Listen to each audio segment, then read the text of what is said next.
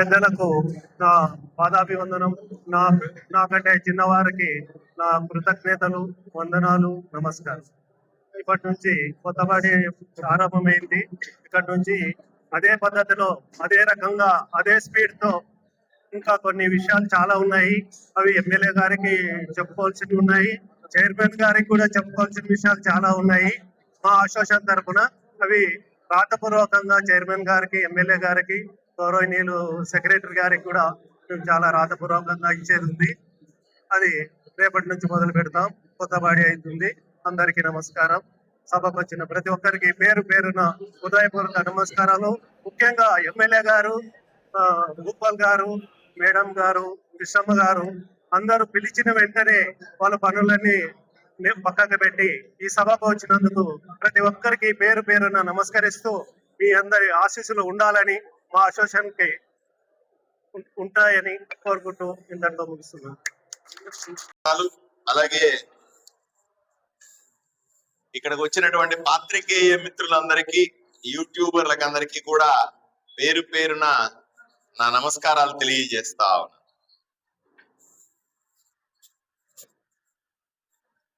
పెద్దలందరూ చెప్పారు, ఆదోనిలో మార్కెట్ యార్డ్ అన్నది ఆదోనికి గుండెకాయ లాంటిది. ఇక్కడ రైతులు అమ్మేటువంటి పంట ద్వారా రైతులు బాగుపడతారు, వ్యాపారస్తులకు సహకరించడం ద్వారా దళారీలు బాగుపడతారు, వాళ్ళ కుటుంబాలు బ్రహ్మాండంగా ఉంటాయి. ఇక్కడికి వచ్చే వ్యాపారులు కూడా నాణ్యమైనటువంటి పంటని దొరికితే వాళ్ళకు కూడా లాభాలు వచ్చి వ్యాపారస్తులు బ్రహ్మాండంగా ఉన్నారు.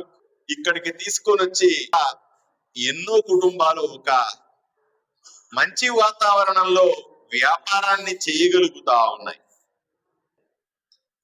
ఈ వ్యాపారానికి సంబంధించినటువంటి కొన్ని అంశాలు కూడా ఈరోజు క్షుణ్ణంగా చదివాను. నాకు ఉంది కాబట్టి ఏమిటి దళారీ వ్యవస్థలో ఉన్నటువంటి ఇబ్బందులు అన్న విషయాన్ని కూడా కొంత అర్థం చేసుకోవడానికి ప్రయత్నం చేశాను.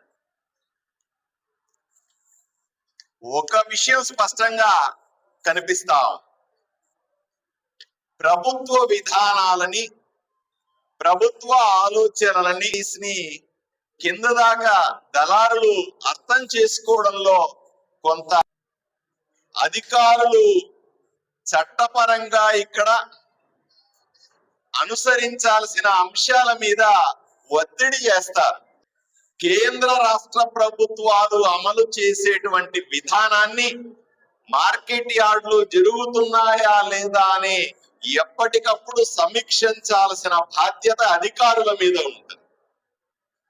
కానీ ప్రభుత్వాలు మారినప్పుడు, ప్రభుత్వాలు అప్డేట్ చేస్తున్నప్పుడు విధానాలు కూడా మారుతాయి. ఆ విధానాలని ఎప్పటికప్పుడు దళారంగళ్ళు కానీ దళారి సమన్వయం ఉంటుంది. లేకపోతే ఈ సమస్య ఆదోని మార్కెట్ యార్డులో కూడా కొంత కనిపిస్తుంది. రెండోది నాకు బాధగా కూడా అనిపిస్తుంది దళారులను చూస్తే, దళారంగిడి నడిపే వాళ్ళని చూస్తే. తీవ్రమైన ఆర్థిక ఒత్తిడిలో ఇబ్బంది పడుతున్నట్టుగా నాకు సమాచారం. ఒకసారి డబ్బులు ఇస్తారు, ముందుగా ఇస్తారు, అప్పో సప్పో చేసి ఇప్పటిదాకా సంపాదించుకున్న డబ్బుల్ని రైతు దగ్గరో వ్యాపారి దగ్గరో పెడతారు. ఏ క్షణంలో అయినా తలరాత బాగలేక రైతు నష్టపోయినా, తలరాత బాగలేకపోయి వ్యాపారి సరైన వాడు కాకపోయినా దళారుల మీద పడతా ఉంది. వీళ్ళు ఆర్థికంగా స్థితిపోతా. ఇది మంచి పద్ధతి. ఒత్తిడిలో పని చేయడం సాధ్యం కాదు. దీనికి కూడా ఒక సరళీకృత విధానం ఉండి తీరాలే. వ్యవస్థ లేకపోతే చితికిపోయేటువంటి దళారుల్ని కాపాడగలిగే పరిస్థితి ఊర్లో ఉండదు అని నేను భావిస్తా ఉన్నాను. దయచేసి కొత్తగా ఏర్పడినటువంటి కమిటీ దీని పట్ల దృష్టి పెడతదని, దానికి సంపూర్ణ సహకారం నేను ఇస్తానని వాళ్ళకి మాట ఇస్తా ఉన్నాను. ఇంకొక విచిత్రం ఉంది ఈ ఊర్లో.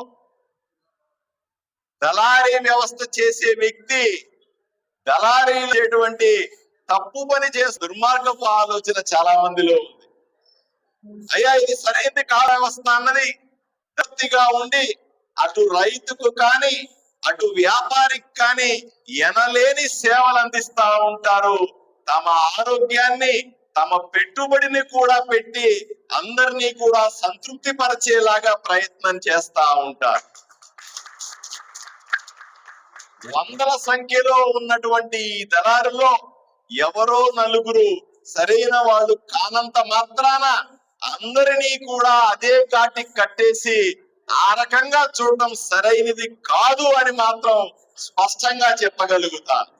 ఎందుకంటే ఈ వ్యవస్థ ద్వారా లాభపడుతున్న రైతులు, ఈ వ్యవస్థ ద్వారా లాభపడుతున్నటువంటి వ్యాపారస్తులు, ఈ వ్యవస్థ ద్వారా లాభపడుతున్నటువంటి ఆదోనిలో రకరకాల వ్యాపారాలు, వీటన్నింటినీ కూడా సమన్వయం చేసే వ్యవస్థ ఈ దళారీ వ్యవస్థ అనే విషయాన్ని ప్రజలకు చెప్పాల్సిన అవసరం ఉంది. ఎవరు ఏమనుకున్నా నాకు మాత్రం ఈ దళారీ వ్యవస్థ మీద, ఈ షాపుల మీద నడుపుతున్న మీ అందరి మీద కూడా ఎనలేని గౌరవం ఉందన్న విషయాన్ని మీకందరికీ కూడా ఈ సందర్భంగా నేను తెలియజేస్తా ఉన్నాను. మరొక ఛాలెంజ్ కనబడతా ఉంది, మరొక సవాలు మన కళ్ళ ముందు స్పష్టంగా కనిపిస్తా ఉంది. అయ్యా ఆన్లైన్ ట్రేడింగ్ విధానంలో ఆన్లైన్ ట్రేడింగ్ చేయడం, డిజిటల్ మార్కెటింగ్ చేయడం, కేంద్ర ప్రభుత్వం నరేంద్ర మోదీ గారు ఏదైతే మన సరుకును ఎక్కడన్నా సులభంగా అమ్ముకోగలిగినటువంటి విధానాన్ని ప్రవేశపెట్టాడో దాన్ని అందుకోలేని పరిస్థితి మన వ్యాపారుల దగ్గర కనపడతా ఉంది. నాకు ఆ విషయంలో కొంత బాధగా కూడా ఉంది.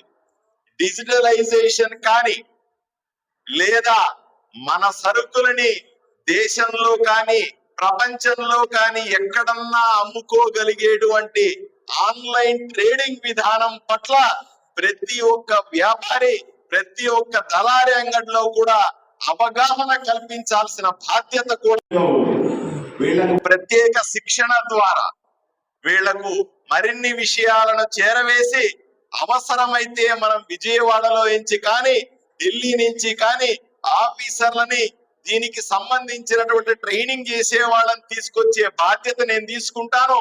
కొత్తగా వచ్చినటువంటి అసోసియేషన్ ఒక్క అడుగు ముందుకేసి ప్రతి దళారీ అంగట్లో కూడా అద్భుతమైన టెక్నాలజీ ఉండాలా, ఆ టెక్నాలజీ వాడగలిగే పరిస్థితి, దాన్ని అర్థం చేసుకొని ఎక్కువ ఆదాయాన్ని సంపాదించగలిగే శక్తి ప్రతి ఒక్క వ్యాపారికి ఇక్కడ ఉండాలా అన్న విషయాన్ని మీరు అర్థం చేసుకుంటారని, ఆ రకంగా ఒక్క అడుగు ముందుకేస్తారని, మీ షాపులని డిజిటల్ ఇండియాలో భాగంగా ఆధునీకరించుకుంటారని నేను మనస్ఫూర్తిగా మిమ్మల్ని కోరుతా ఉన్నాను. దానికి సంబంధించిన విషయాలు కూడా చెప్పాలనుకున్నాను. సభ ముందున్న పెద్దలకి, మా తోటి వ్యాపారులందరికీ నాకు వందనాలు. ఇక్కడ ఉన్నటువంటి పెద్దలు చాలా విషయాలు మాట్లాడారు. ఎక్కువ సమయం అయింది, నేను రెండు మాట్లాడదలుచుకున్నాను.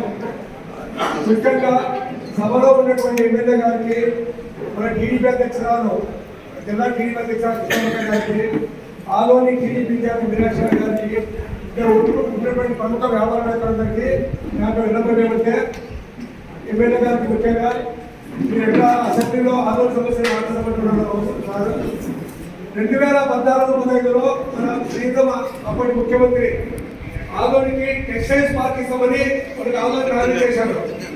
ఆదోనికి టెక్స్టైల్స్ పార్క్ ఇస్తామని దాదాపు 75 ఎకరాల్లో మనకు ప్రారంభం చేశారు. దానికి సంబంధించి మనకి ఆదోనికి ఆఫీసర్లు వచ్చి వ్యాపారుల దగ్గర కూర్చోబెట్టి అందరికి ఫీడ్బ్యాక్ కూడా తీసుకోగలరు. తర్వాత ఏమైందో కారణం తెలియదు. తర్వాత ఎమ్మెల్యేలో పెట్టారు, ఆదోలో టెక్స్టైల్స్ పార్క్ ప్రారంభించారు, అక్కడ కూడా వెళ్ళలేదు. మళ్ళీ వచ్చిన వైసీపీ గవర్నమెంట్ లో కూడా అసలు దాని మీద చర్చ జరగలేదు. మీరు ఆదరణ పరిశ్రమలో గవర్నమెంట్ ప్రైవేట్ భాగస్వామ్యంలో ఎంతమంది పరిశ్రమలు రావడం ఒక ఎత్తు అయితే, చిన్న వ్యాపారులకు చిన్న పరిశ్రమలు రావాలంటే, ఆదోనికి ఉపాధి జరగాలంటే, ఆదోళనలో వచ్చే వ్యవసాయ పరిశ్రమలు వస్తువులకి రేట్లు పెరగాలంటే అన్ని రకాల సంబంధించిన చిన్న చిన్న పరిశ్రమలు రాగలిగితే ఎక్కువ ఉపాధి జరుగుతుంది. ఇక్కడ ఉండే వ్యాపారం ఇండస్ట్రీస్ చేయగలుగుతారు. మన గవర్నమెంట్ కూడా తద్వారా ట్యాక్స్ రూపంలో ఎక్కువ ఇన్కమ్ వచ్చే అవకాశం ఉంది. కాబట్టి నేను అసెంబ్లీలో గట్టిగా ఫైట్ చేసి ఆదోనికి టెక్స్టైల్స్ పార్క్ తేగలిగితే ఖచ్చితంగా ఎవరు ఊహించినంత అభివృద్ధి జరుగుతుందని అందరికీ కూడా మేము విజయగానే విజ్ఞప్తి చేస్తున్నాము. ఆదోనికి టెక్స్టైల్స్ పార్క్